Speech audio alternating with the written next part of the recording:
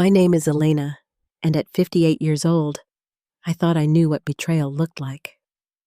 I had been married to Robert for 35 beautiful years before cancer took him from me just 3 days ago.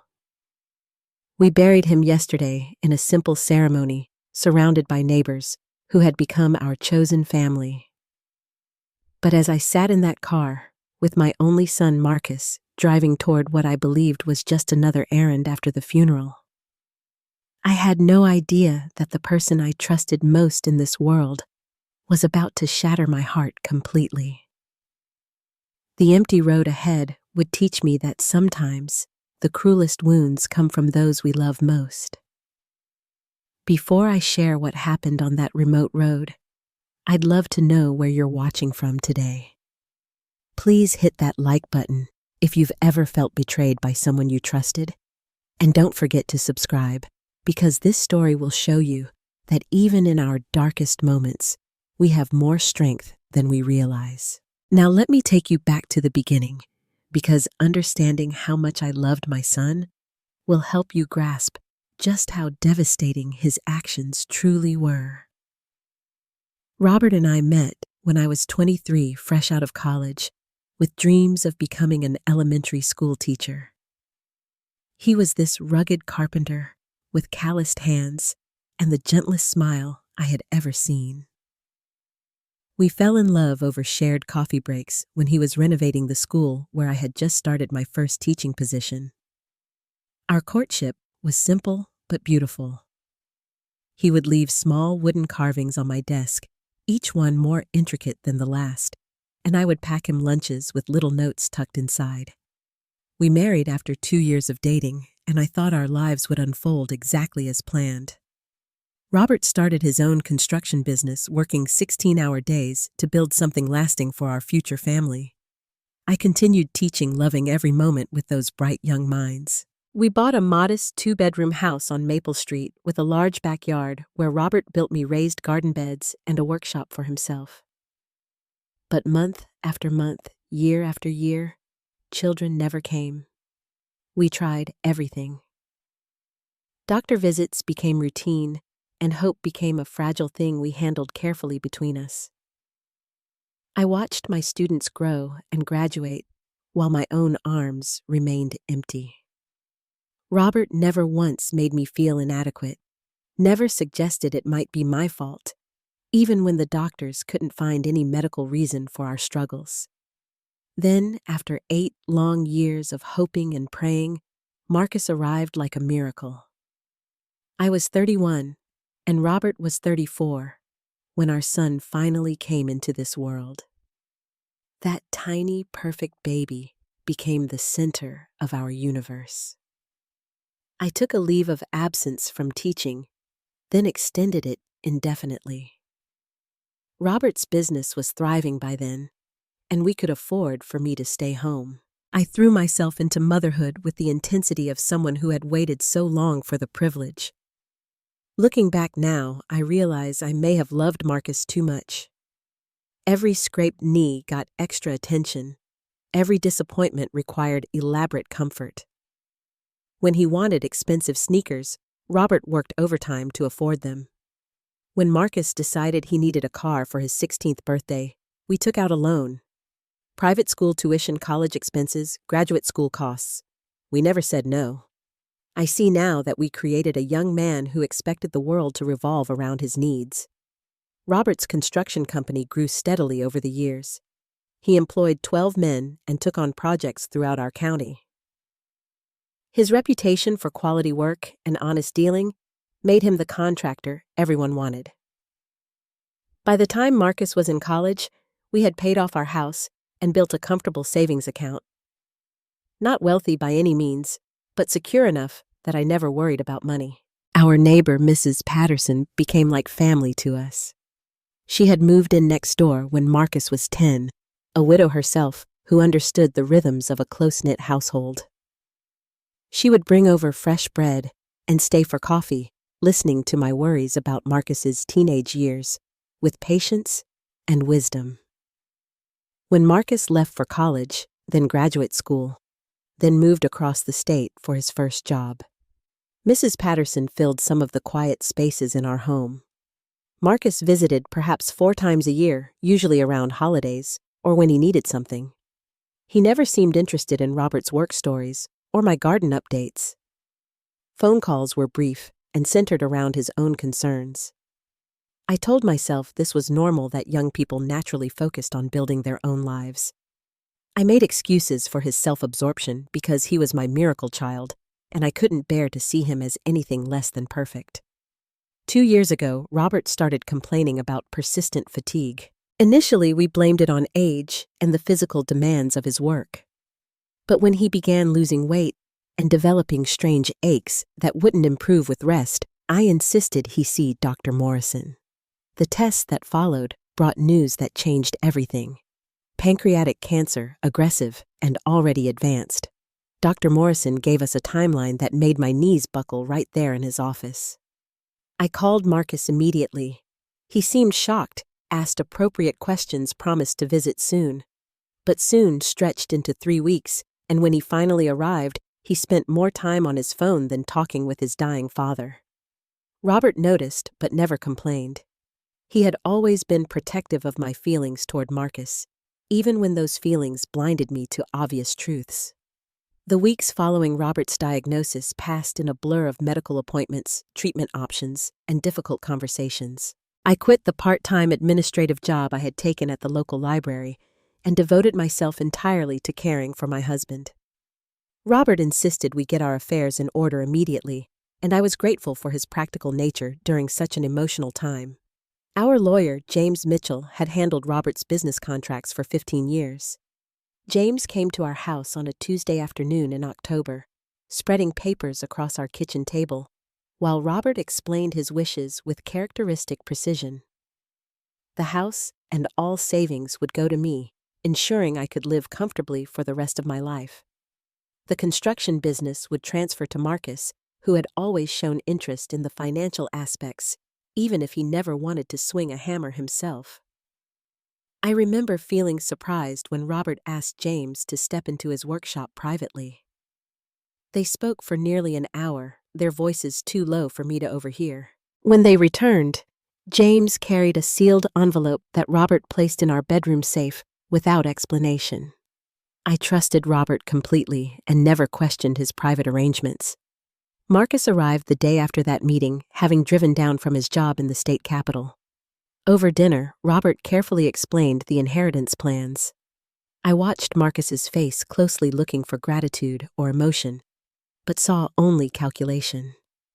He asked detailed questions about property values, business assets, and timeline expectations that made my stomach twist with unease. "Dad, are you sure about leaving everything to Mom?" Marcus asked bluntly. "I mean, she's never handled finances. What if she makes poor decisions?" Robert's fork paused halfway to his mouth. "Your mother has been my partner in every decision for 35 years, son. She's more capable than you realize. But realistically, she'll probably want to sell the house eventually and move somewhere smaller. Wouldn't it make more sense for everything to go directly to me, and I'll take care of her needs?" The silence that followed felt suffocating. Robert set down his fork and looked at Marcus with an expression I had never seen before.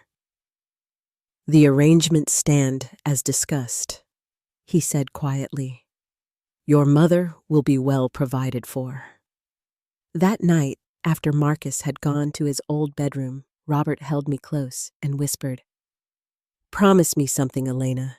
If anyone, and I mean anyone, ever tries to convince you that you can't manage on your own, you remember how strong you are. You remember that I chose you as my partner because I trusted your judgment completely." I kissed his forehead and promised, not understanding then why such reassurance felt necessary. The cancer moved quickly after that. Robert's energy faded first, then his appetite, then his ability to work at all. I hired managers to run his business while he focused on treatment, but we both knew the chemotherapy was buying time rather than offering a cure. Marcus visited twice during those final months, staying just long enough to ask uncomfortable questions about medical expenses and whether we had considered selling assets to pay for care. During Robert's final week, I practically lived at the hospital.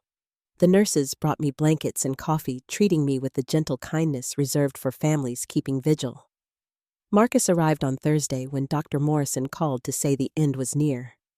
I will never forget sitting beside Robert's bed holding his hand, while Marcus sat across the room scrolling through his phone, occasionally answering work calls in the hallway. Robert died on a Sunday morning in February, with winter sunlight streaming through the hospital window. His last words were, "Take care of yourself, my love." Marcus was in the cafeteria when it happened, returning 20 minutes later to find me weeping over his father's still form. The funeral arrangements became another source of tension. I wanted a simple service at our church, with burial in the cemetery, where Robert had already purchased our plots. Marcus insisted on a more expensive coffin, professional flowers, and a reception afterward that would have cost 3 times our modest budget. I finally agreed to avoid conflict during such a painful time, using some of our savings to pay for arrangements that felt wrong, but kept peace with my grieving son. The day of the funeral, Marcus arrived with someone I had never met. Stephanie was perhaps 30 years old, blonde and sharp-featured, wearing an outfit that probably cost more than most people's monthly salary. Marcus introduced her as his girlfriend, though he had never mentioned her name in any of our conversations. She seemed pleasant enough on the surface, expressing appropriate condolences and compliments about the service. But I noticed things. The way Stephanie's eyes moved around our house during the post-funeral gathering, clearly assessing and calculating. Her questions about our neighborhood disguised as friendly conversation, but obviously gathering information about property values. The way she whispered urgently in Marcus's ear whenever they thought no one was watching. Mrs. Patterson noticed too. As she helped me clean up after everyone left, she mentioned overhearing Stephanie on the phone discussing real estate markets and investment opportunities. "Something about that girl doesn't sit right with me, Elena," she said carefully. "And Marcus seems different around her. More calculating." I defended them both, of course. Grief makes people behave strangely, I reasoned. Marcus was probably just trying to distract himself with practical matters. Stephanie was likely nervous about meeting family during such a difficult time. I made excuses because the alternative was too painful to consider. The first real crack in my denial came the morning after Robert's funeral. I had barely slept, spending the night wandering through our empty house, touching Robert's belongings, and trying to accept that he was really gone forever. The silence felt overwhelming after 35 years of sharing morning coffee and evening conversations. Marcus arrived around 10 o'clock, carrying a folder thick with documents and wearing an expression I had never seen before. This wasn't the face of a grieving son, but rather the calculating look of someone conducting business. He sat at our kitchen table without being invited, and spread papers across the surface where Robert and I had shared thousands of meals. "Mom, we need to talk seriously about your situation," he began, his voice carrying none of the warmth I remembered from his childhood. "I've been thinking about this a lot, and you can't possibly manage this house on your own. It's too big, too expensive to maintain, and honestly, too much responsibility for someone in your position." I stared at him, coffee cup frozen halfway to my lips.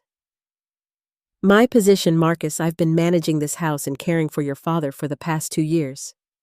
What exactly has changed?" "Dad was helping with decisions," he replied dismissively.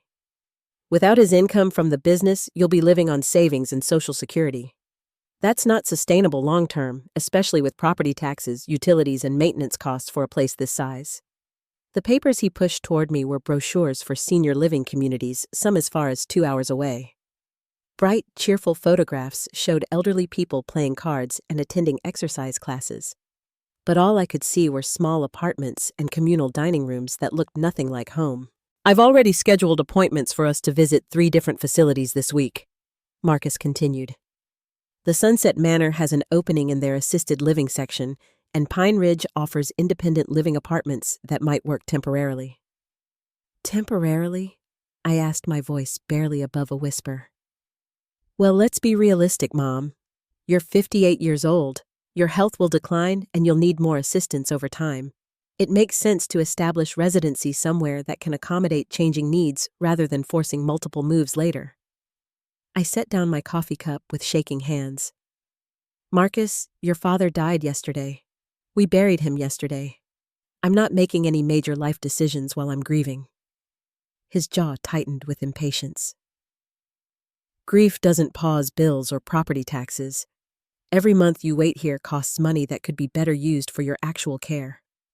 Besides, this house has too many memories. Staying here isn't healthy. Over the following days, Marcus's pressure intensified. He arranged meetings with real estate agents without consulting me, bringing them through our home while I protested weekly from the kitchen. These strangers walked through Robert's workshop, commenting on square footage and market comparisons, while I felt my husband's presence being diminished with every casual observation. I discovered Marcus had been researching our finances, somehow obtaining information about our savings accounts and Robert's business assets. When I confronted him about this invasion of privacy, he claimed it was necessary for planning purposes. "Mom, you don't understand money management," he said bluntly. "Dad handled everything, and now that responsibility falls to me. I need to know what we're working with so I can make appropriate recommendations." The word "we" stung more than his condescending tone. When had my life become something requiring his management? Stephanie's involvement became increasingly obvious. I would find them huddled together over laptops, researching property values and discussing financial strategies in voices that dropped to whispers whenever I approached. She had opinions about everything from which real estate agent to choose to which senior community would offer the best value proposition for my remaining years. One afternoon, I overheard a phone conversation that shattered my remaining illusions about Marcus's motives. He was in Robert's workshop, speaking to someone he clearly thought couldn't be heard from the house. "The house should sell quickly in this market," he said confidently. "It's in excellent condition, and the neighborhood values have increased significantly over the past 5 years. We're looking at a profit that will more than cover her care costs with substantial remaining assets." The casual way he discussed disposing of my life, my home, my security, felt like a physical blow. This wasn't concern for my welfare, but financial planning for his benefit. That evening, I called Mrs. Patterson and asked her to come over for coffee. Sitting in my living room, surrounded by 3 decades of collected memories, I finally voiced my growing fears about Marcus's behavior. "He's not the boy you raised, Elena," she said gently. "Grief changes people, but this level of calculation and manipulation comes from somewhere else. Has he always been this focused on material things?" Looking back honestly, I had to admit the signs had always been there. Marcus's childhood demands for expensive items, his teenage arguments about fairness when we couldn't afford everything he wanted, his adult conversations that always seemed to center around money and advancement. I had attributed these traits to ambition and drive, but perhaps they represented something darker. "What does your heart tell you to do?" Mrs. Patterson asked. "Stay here," I answered immediately. "This is my home. Robert and I built this life together, and I'm not ready to abandon it for someone else's convenience." Mrs. Patterson nodded approvingly. "Then stay. You're a capable woman with more strength than you realize. Don't let anyone convince you otherwise." The confrontation I had been dreading arrived the following Tuesday morning. Marcus appeared at my door earlier than usual, his face set in determined lines that reminded me uncomfortably of his childhood tantrums when he didn't get his way immediately. "Mom, I've made appointments at 2 facilities today," he announced without preamble. "We're going to visit them, and you're going to choose one. This indecision is becoming ridiculous." "Marcus, I've told you repeatedly that I'm not ready to make this decision. I need time to grieve your father and figure out what I actually want for my future." "What you want isn't practical," he replied coldly. "What you want is to live in a fantasy where Dad is still alive and everything continues exactly as before. That's not reality, Mom. Reality is that you're alone now, getting older, and need to accept appropriate care before you become a burden to everyone around you. The word burden hit me like a slap. A burden to whom exactly? To me, obviously. You think I don't have my own life, my own responsibilities? Stephanie and I are planning our future, and constantly worrying about your poor decisions isn't part of that plan. I studied my son's face, searching for any trace of the loving child I had raised, but found only calculation and impatience. What poor decisions have I made, Marcus? Staying in this house is a poor decision. Refusing to consider your realistic options is a poor decision. Wasting money on property taxes and utilities for space you don't need is a poor decision. His litany of my supposed failures continued for several more minutes, each criticism designed to undermine my confidence in my own judgment. I recognized the tactic from articles I had read about emotional manipulation, though I never imagined needing such knowledge to protect myself from my own child. I'm not leaving my home because you find it inconvenient, I said finally with more firmness than I felt. Marcus's expression darkened. Then I'll have you evaluated for competency. Grief can cause mental incapacity, and if you're not capable of making rational decisions about your welfare, the court can appoint someone to make those decisions for you. The threat hung in the air between us like a poison. I stared at this person who looked like my son, but spoke with a stranger's voice, and felt something fundamental shift inside my chest. "Get out," I whispered. "What?" "Get out of my house. Right now." "Mom, you're being dramatic. I'm trying to help you. You're trying to control me, manipulate me, and steal my home out from under me while I'm grieving my husband. That's not help, Marcus. That's cruelty." He gathered his papers with angry, jerky movements. "Fine, but tomorrow we're settling this one way or another. I'll pick you up at 10 o'clock, and we're going to visit facilities whether you like it or not. If you refuse, I'm calling Adult Protective Services and reporting you as a vulnerable adult who can't care for herself." After he left, I sat in my kitchen, shaking with rage and grief.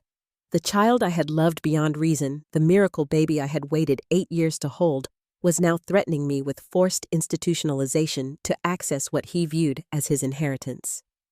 That night, I called James Mitchell Roberts' lawyer and left a message asking for an urgent appointment. I also called Mrs. Patterson, who came immediately and insisted on staying overnight. As I lay awake, listening to her gentle snoring from the guest room, I tried to process how completely my life had changed in just 1 week. Robert was gone. Marcus had revealed his true nature. Everything I thought I knew about my family had been an illusion. But underneath the grief and betrayal, I felt something else stirring. Something that felt like determination. Marcus arrived at exactly 10 o'clock the next morning, his face set in grim determination.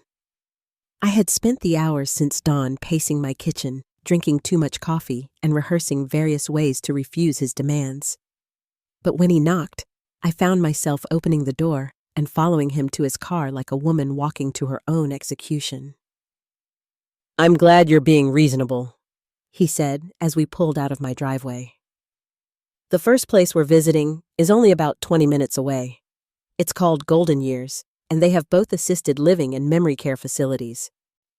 The words memory care sent ice through my veins. "Marcus, I don't have memory problems.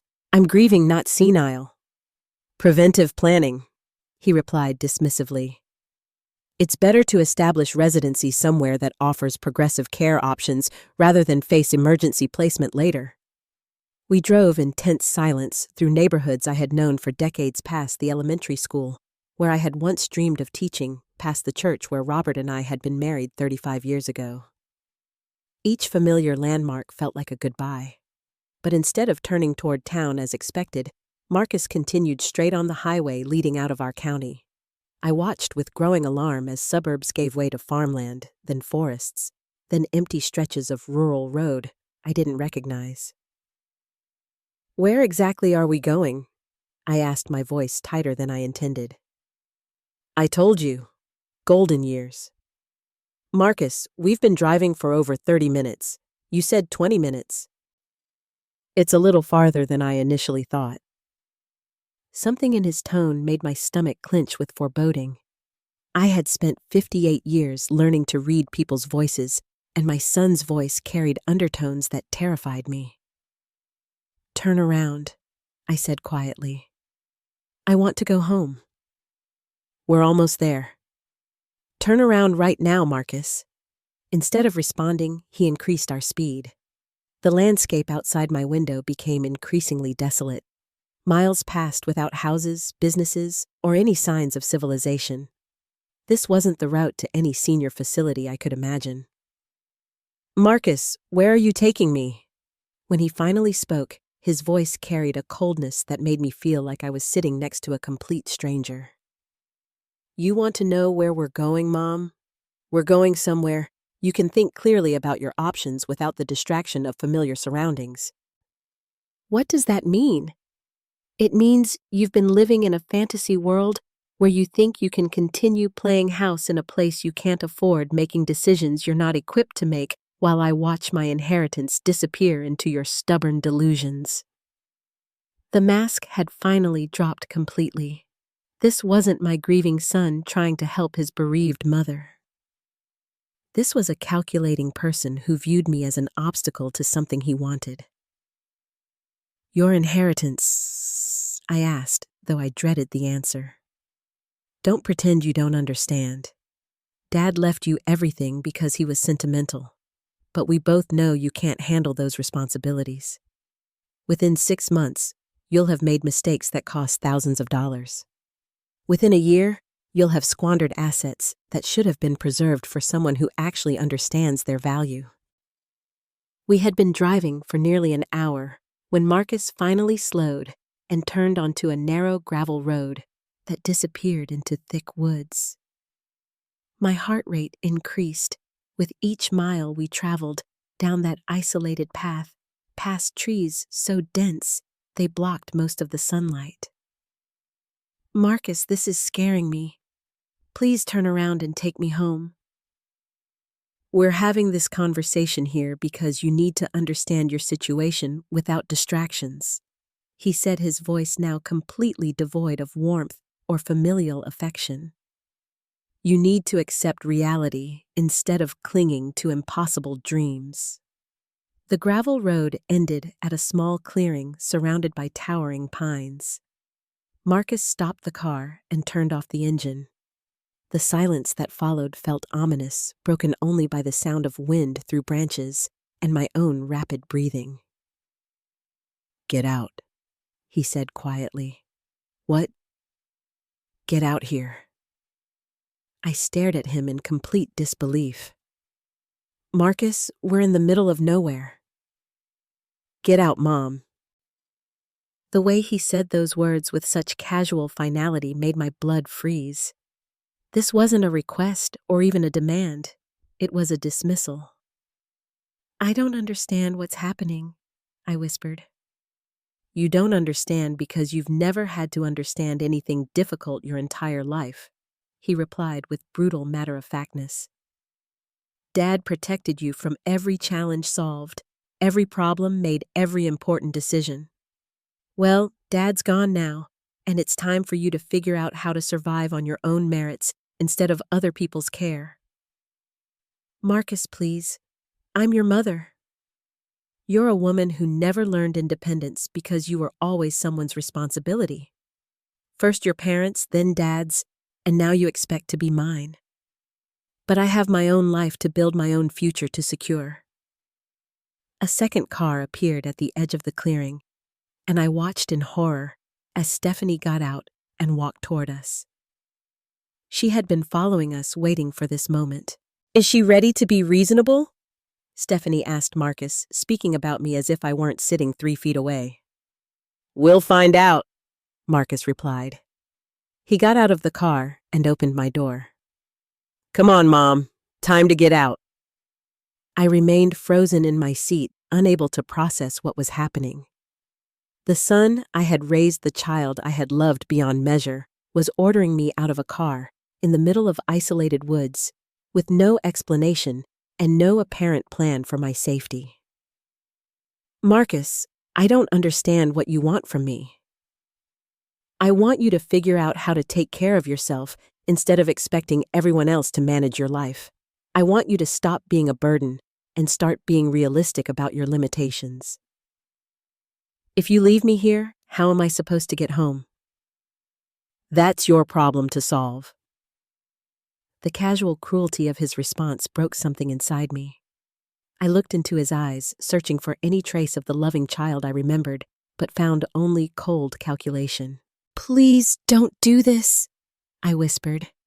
You have two choices, he said, with the patience of someone explaining something obvious to a slow learner. Figure out how to survive on your own or don't. Either way, it's not my responsibility anymore. Stephanie walked closer, her expression showing mild interest rather than concern. Marcus, maybe we should give her some money for a phone call or something. She has her purse, he replied. If she's as capable as she claims to be, she'll figure it out. I finally understood that no amount of pleading would change his mind. This abandonment wasn't an impulsive decision born of grief, but a calculated plan designed to force my compliance with his demands. He intended to leave me stranded until desperation made me agree to whatever arrangements he preferred. Slowly, on unsteady legs, I got out of the car. Good choice, Marcus said approvingly. When you're ready to be reasonable about your living situation and stop wasting everyone's time with impossible fantasies, call me. Until then, figure out how the real world works. He got into Stephanie's car without looking back. They drove away, leaving me standing alone in that desolate clearing, with nothing but my purse and the growing realization that my entire understanding of my son had been completely wrong. I stood in that clearing for what felt like hours, but was probably only minutes, watching the dust settle where Marcus and Stephanie's car had disappeared. The silence was profound, broken only by wind through pine branches and the distant sound of birds that seemed impossibly normal given the surreal nature of my situation. My legs felt unsteady, so I sat on a fallen log and tried to make sense of what had just happened. My son, the child I had carried for 9 months, raised for 28 years and loved unconditionally every single day of his life, had just abandoned me in the middle of nowhere, as casually as someone disposing of unwanted furniture. But even as shock and grief crashed over me in waves, another feeling was growing stronger. It started as a tiny flame of indignation deep in my chest and grew with each breath I took. Marcus had counted on me being helpless, dependent, unable to function without someone else's guidance and protection. He had built his entire plan around the assumption that I would crumble under pressure and beg him to rescue me. He was about to learn how wrong he was. I opened my purse and checked my phone. No signal, which wasn't surprising given our remote location. But I had $43 in cash credit cards, and most importantly, I had something Marcus didn't know about. 3 years ago, Robert had insisted I memorize the phone number and location of our emergency contact information. At the time, I thought he was being overly cautious. Now I understood it was another way he had protected me. The walk back to the main road took almost an hour, following the gravel path through increasingly dense forest. My feet, accustomed to garden work but not extended hiking, began to ache in my dress shoes. But with each step, my determination grew stronger. I thought about Robert's words in the hospital. Remember how strong you are. I thought about Mrs. Patterson's confidence in my capabilities. I thought about the years I had spent managing our household, caring for Robert during his illness, and handling countless responsibilities that Marcus apparently considered beyond my abilities. When I finally reached the paved road, I could see a truck stop about half a mile to the east. The walk gave me time to plan. I wouldn't call Marcus begging for rescue. I wouldn't give him the satisfaction of seeing his cruel strategy succeed. Instead, I would handle this situation myself and show him exactly how capable I actually was. The truck stop was busy with afternoon traffic, and I approached the first friendly face I saw. Billy was a driver from Tennessee, probably in his early 60s, with kind eyes and a concerned expression when I explained that I needed help getting home after my car broke down. I didn't mention Marcus or the truth of my situation, just said I was stranded and needed to contact someone for assistance. Billy's wife, Martha, worked in the truck stop restaurant, and they insisted on buying me coffee and a sandwich while I figured out my next steps. Their simple kindness felt overwhelming after the cruelty I had just experienced from my own son. "Honey, you look like you've had a shock," Martha said gently. "Is there someone we can call for you?" I gave them James Mitchell's number, and within 30 minutes, our family lawyer was on his way to pick me up. While I waited, Billy and Martha shared stories about their own children and grandchildren, their obvious love and pride providing a stark contrast to the calculating coldness I had just experienced from Marcus. James arrived looking concerned and confused. During the drive back to town, I told him everything. Marcus's pressure to sell the house, his threats about competency evaluations, and finally the abandonment on that remote road. James listened without interruption, his expression growing darker with each detail. "Elena, what Marcus did today constitutes elder abuse," he said firmly. "Abandoning you in an isolated location could result in criminal charges." "I don't want to press charges," I replied immediately. "He's still my son." "He's a 30-year-old man who just committed a serious crime against his grieving mother," James corrected. "But we'll address that later. Right now, we need to discuss Robert's letter." "What letter?" "The sealed envelope he gave me before he died. His instructions were to open it only if Marcus ever did anything to threaten or harm you." We drove directly to James's office, where he retrieved Robert's letter from his safe. With shaking hands, I opened the envelope that my husband had prepared as protection I never imagined needing. Robert's familiar handwriting covered 3 pages, and reading his words felt like hearing his voice again. He had suspected Marcus's true nature for years, but never voiced his concerns to avoid causing me pain. The letter contained detailed observations about Marcus's behavior, his casual discussions of our assets as his future inheritance, and his obvious resentment about having to wait for his parents' deaths to access what he considered rightfully his. But the letter contained more than observations. Robert had established a separate account at a different bank, containing enough money to ensure my security, regardless of what happened to our other assets. He had also documented Marcus's attempts to research our finances and his inappropriate questions about property values and inheritance timelines. "Your husband was protecting you in ways you never realized," James explained. "This account is in your name only with no connection to your other assets. Marcus doesn't know it exists. The account contained enough money to maintain my independence for the rest of my life, even without the house and other assets Marcus was so eager to control." Robert had anticipated exactly what happened today and provided me with the means to survive it. "There's more," James continued. "Robert updated his will 2 weeks before he died, adding specific clauses about what would happen if Marcus ever threatened or abandoned you. Under those circumstances, Marcus forfeits any claim to the construction business." I stared at the legal documents, seeing my husband's love and protection extending beyond his death. He had known our son better than I had been willing to admit, and he had prepared for this betrayal even while hoping it would never come. "What do I do now?" I asked. "Whatever you want," James replied. "You have the financial means to stay in your house, sell it, and move somewhere else, or any option in between. You're not dependent on Marcus for anything." For the first time since Robert's death, I felt genuinely hopeful about my future. I spent that night at Mrs.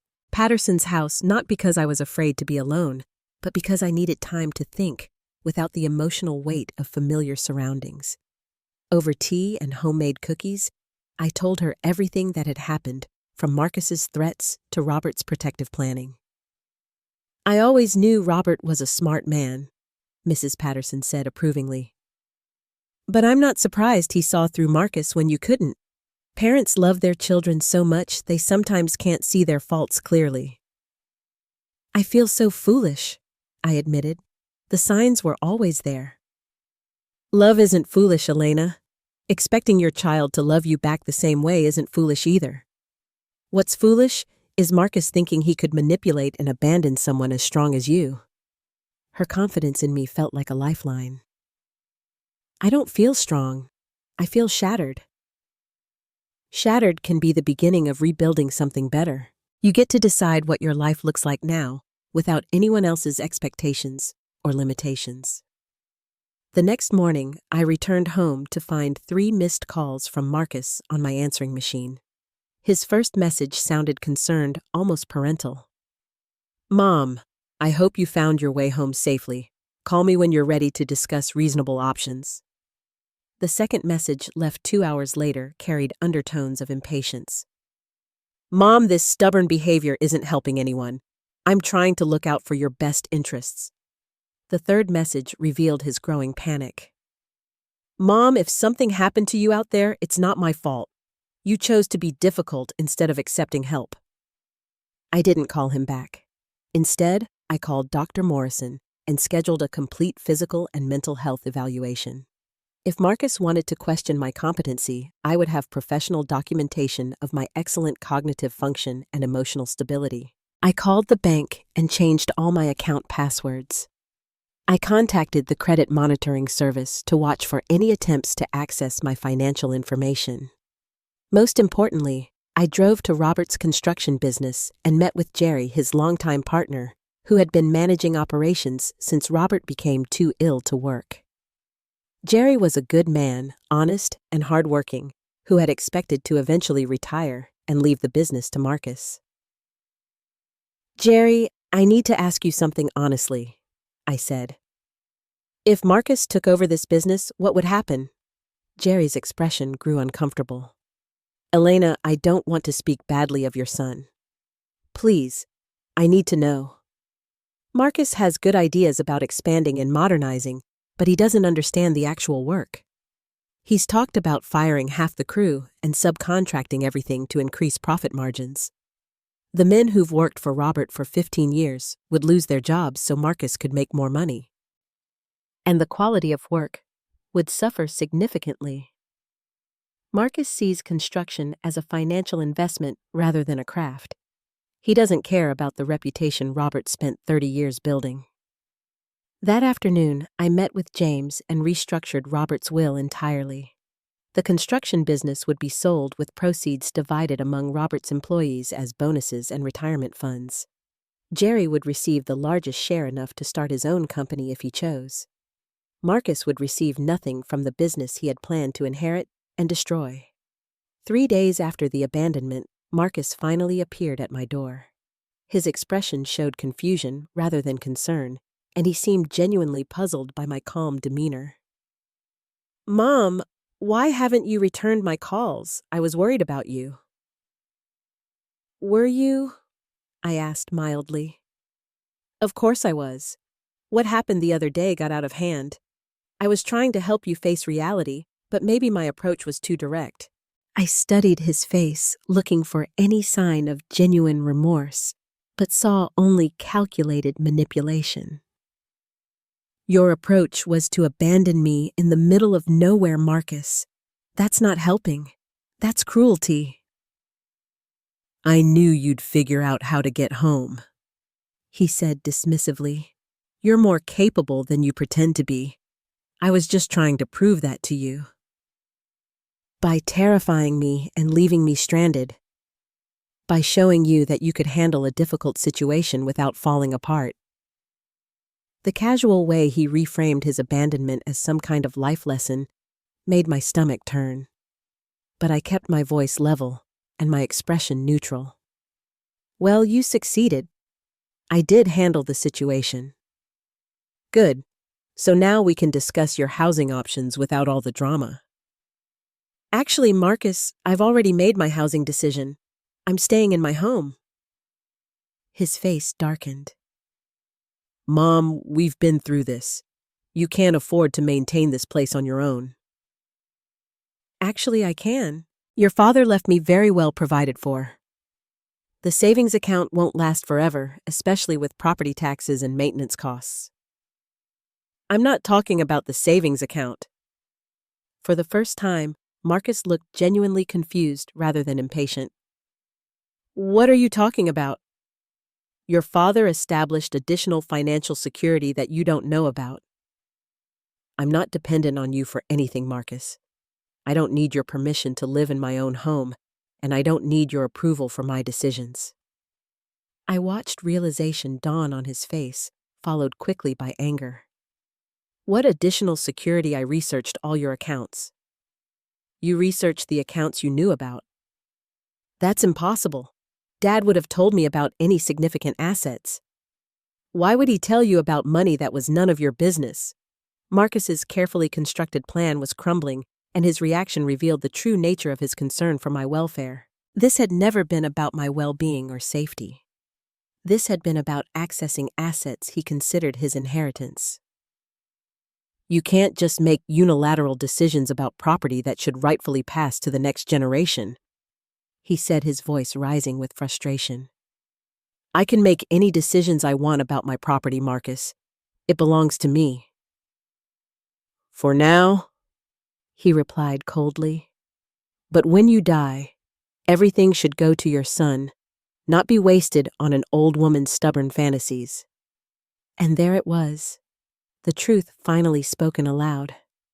Marcus wasn't worried about my ability to live independently. He was worried about my ability to spend money he considered already his. When I die, my assets will go where I choose to leave them, I said calmly.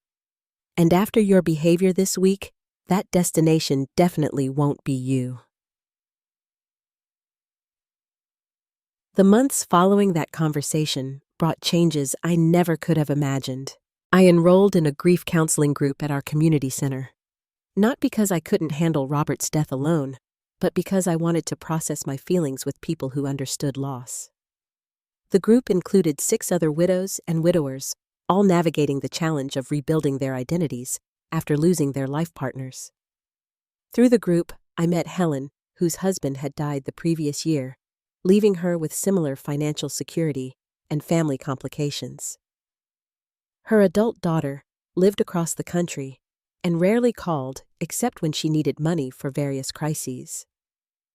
Helen and I became walking partners, meeting 3 mornings a week to explore the trails around our town while discussing everything from practical matters like home maintenance to deeper questions about purpose and independence. I also reconnected with my love of teaching. The community college needed volunteer tutors for their adult education program, helping people earn their GED certificates or improve their English skills. Working with students ranging from teenagers who had dropped out of high school to adults in their 50s pursuing delayed dreams gave me a sense of purpose I had missed for years. My favorite student was Maria, a 42-year-old mother of 3 who was working toward her high school diploma while managing 2 part-time jobs. Her determination and gratitude reminded me why I had originally wanted to teach. When Maria passed her final exam and hugged me with tears in her eyes, I felt more fulfilled than I had in years. The house gradually became mine rather than ours. I kept Robert's workshop exactly as he had left it, but transformed our guest bedroom into a reading room with comfortable chairs and good lighting. I expanded the garden, adding flower beds that Robert had always promised to help me create. Mrs. Patterson and I shared vegetables and spent long evenings on my back porch discussing books and local news like the longtime friends we had become. Marcus attempted contact several more times during those months. His messages evolved from angry demands to manipulative guilt trips to hollow apologies that never acknowledged the reality of his actions. I didn't respond to any of them. He had shown me exactly who he was, and I believed him. Stephanie apparently didn't appreciate being associated with someone facing potential elder abuse charges. She left Marcus within a month of the abandonment incident, taking with her the financial pressures that had likely motivated much of his urgency about my assets. Without her influence, Marcus seemed somewhat lost, but not reformed. The construction business sale went smoothly. Jerry used his portion of the proceeds to start his own company, hiring most of Robert's former employees at better wages than they had previously earned. The remaining workers found positions with other local contractors, their reputations for quality work making them highly sought after. Marcus received notification of the sale after it was completed, along with a letter explaining that his planned changes to the business had influenced the decision to liquidate rather than transfer ownership. I used some of my financial security to establish a scholarship fund at our community college for adult learners like Maria. The Elena and Robert Morrison Educational Fund would help people pursue delayed dreams just as I was learning to pursue my own. Most surprisingly, I began dating. Harold was a widower from my grief counseling group, a retired English teacher whose wife had died from Alzheimer's disease after a long, difficult decline. Our relationship developed slowly, built on friendship and shared experiences rather than desperate loneliness or practical necessity. We attended movies and concerts, traveled to nearby cities for museum visits, and enjoyed each other's company without the pressure of trying to recreate marriages that had belonged to different times in our lives. Harold's grown children lived nearby and welcomed me warmly into their family gatherings. Watching his relationships with his son and daughter showed me what healthy adult family relationships looked like. They respected his independence while offering genuine support, consulted him on important decisions while making their own choices, and treated him as a beloved family member, rather than a source of future inheritance. The contrast with Marcus was stark and painful, but also educational. The final confrontation came almost exactly 1 year after Robert's death.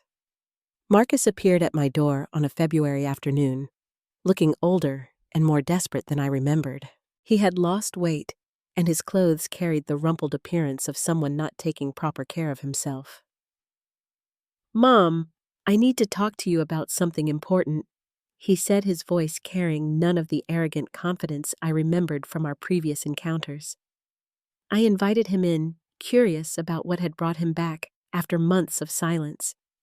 We sat in my living room where afternoon sunlight streamed through windows that had been cleaned just that morning by the professional service I now hired monthly. "I'm in financial trouble," he began without preamble. "Stephanie left me and I lost my job 3 months ago. I've been looking for work, but the economy is tough and I may lose my apartment soon." I waited for him to continue, offering neither immediate sympathy nor financial solutions. "I know things got complicated between us after Dad died." He continued, carefully avoiding direct acknowledgement of his actions. "But I'm your son, and I need help." "What kind of help?" "I need money to cover my rent and expenses until I find another job. It doesn't have to be a gift. I can pay you back once I'm working again."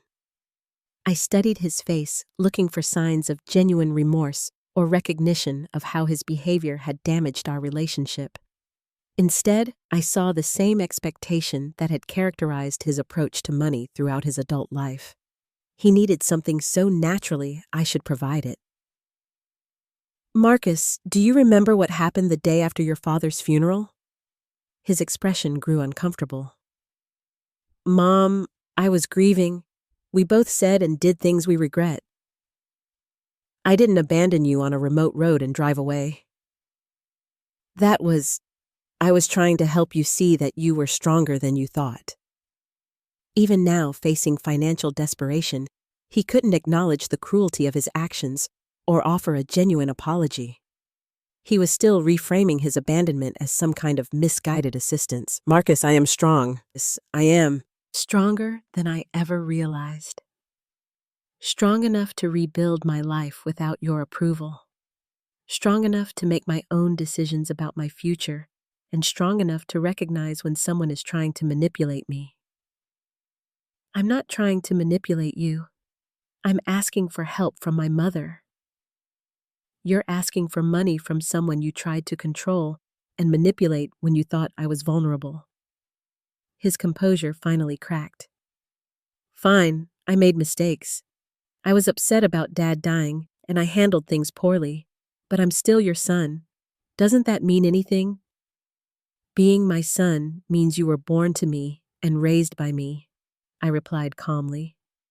But being family means treating each other with love, respect, and kindness. You've shown me that you're my son, but not my family. So you're just going to let me end up homeless? You're 30 years old, Marcus. Your housing situation is your responsibility to solve. With what money? The same way millions of other adults solve their problems. Find a job, reduce your expenses, ask friends for help, apply for assistance programs. Handle your situation like the independent adult you are. He stared at me with an expression of complete disbelief, as if the idea of solving his own problems without family financial support was incomprehensible. I can't believe you're abandoning me when I need help. I'm not abandoning you, Marcus. I'm treating you like the capable adult you claim to be. When you abandoned me on that road, you said I needed to learn how to survive without other people's care. Now you have the same opportunity. That's completely different. How is it different? Because you had Dad's money to fall back on, and you have your intelligence education and 30 years of life experience to fall back on. Plus, unlike you, I'm not wishing you harm or hoping you fail. I'm simply not rescuing you from consequences of your own choices. Marcus left that day angrier than I had ever seen him, but I felt strangely peaceful. For the first time in our relationship, I had treated him as an adult, responsible for his own decisions, rather than a child who needed protection from life's difficulties. 6 months later, I received a letter from him. He had found work in another state, moved in with a roommate to reduce expenses, and was slowly rebuilding his financial stability. The letter contained no apology for his previous behavior, but did include acknowledgement that he was learning to handle problems independently. I wished him well and continued building the life I wanted. Today, as I sit in my garden, watching tomatoes ripen in the August sunshine, I reflect on the journey that brought me to this place of contentment. It's been 2 years since Robert died, 18 months since Marcus abandoned me on that remote road, and 6 months since I last heard from my son. My days are full in ways they never were during my years as a devoted wife and mother. Tuesday mornings, I volunteer at the community college working with adult students who remind me daily that it's never too late to pursue dreams or change direction. Wednesday evenings, I attend book club with 5 other women who have become cherished friends. Weekends often include activities with Harold, whose companionship has brought unexpected joy to this stage of my life. The house feels like home in a way it never did when I was constantly worried about maintaining it for someone else's approval. I've hired professionals for major repairs and learned to handle minor maintenance myself. The independence Marcus claimed I couldn't manage has become a source of pride rather than anxiety. Mrs. Patterson and I remain close neighbors and dear friends. She was right when she said I was stronger than I realized. That strength didn't emerge suddenly, but had been developing throughout my life unrecognized because I never needed to rely on it completely. I think about Marcus sometimes, usually with sadness rather than anger. I grieve the relationship we never had more than the relationship we lost, because I understand now that my love for him was always stronger than his love for me. That imbalance wasn't healthy for either of us, but I was too emotionally invested in being his mother to recognize the problem. The scholarship fund has helped 12 students pursue their educational goals. Maria graduated from the nursing program last spring and sent me a photo of her pinning ceremony with a note that said, "Thank you for believing in me when I didn't believe in myself." Those words could have been written about my own journey. Harold and I have been discussing marriage not because we need legal or financial security, but because we want to build a future together based on mutual respect and genuine affection. His children have embraced me as family, and their warmth has shown me what healthy relationships look like when they're built on love rather than obligation. Sometimes people ask if I miss having Marcus in my life, and the honest answer is complicated. I miss the son I thought I had, but I don't miss the anxiety of trying to maintain a relationship with someone who viewed me as a burden or an asset rather than a person worthy of basic kindness. I've learned that love without respect isn't actually love at all, but a form of emotional dependency that serves neither person well. I loved Marcus with the desperate intensity of someone who had waited 8 years for the privilege of motherhood, but I never taught him to love me back with the same respect I would have shown any friend or acquaintance. That was my mistake, but his response was his choice. The garden Robert and I planned together has become my sanctuary. I've added flowers he never got to see bloom vegetables. He never got to taste herbs that fill the air with fragrances he would have loved. Working with soil and plants connects me to life cycles that extend far beyond human disappointments and betrayals. In the evenings, I often sit on the back porch with my tea and think about the advice I would give to other women facing similar situations. Trust your instincts about people's character even when those people are your own children. Don't sacrifice your own well-being to enable someone else's poor choices. Remember that independence is a skill that can be learned at any age if you're willing to try. Most importantly, I would tell them that surviving betrayal by someone you love doesn't make you bitter or broken. It makes you wiser and stronger and more capable of recognizing genuine love when it appears in your life. As the sun sets over my garden this evening, I'm grateful for the journey that brought me here. The remote road where Marcus abandoned me led me to discoveries about my own resilience that I never would have made otherwise. His cruelty forced me to claim the independence and confidence I had always possessed but never fully accessed. At 58 years old, I learned that the most important relationship in life is the one you have with yourself. When that relationship is strong and healthy, you can survive anyone else's limitations or failures without losing your sense of worth or possibility. I've built a life I love surrounded by people who value me for who I am, rather than what I can provide. That's a gift Robert gave me through his protective planning, but it's also a gift I gave myself by choosing survival over victimhood. And that, I believe, makes all the difference. What would you have done if your own child abandoned you when you needed them most? Have you ever had to choose between enabling someone's harmful behavior or protecting your own well-being? I'd love to hear your thoughts in the comments below. If this story resonated with you, please give it a like and share it with someone who might need to hear that they're stronger than they realize. Subscribe for more stories about finding strength in life's most difficult moments. And remember that it's never too late to choose the life you truly want. Thank you for listening to my story, and I hope it reminds you that every ending can also be a beginning if we're brave enough to see the possibility. May you find the courage to trust your own strength no matter what challenges life brings your way.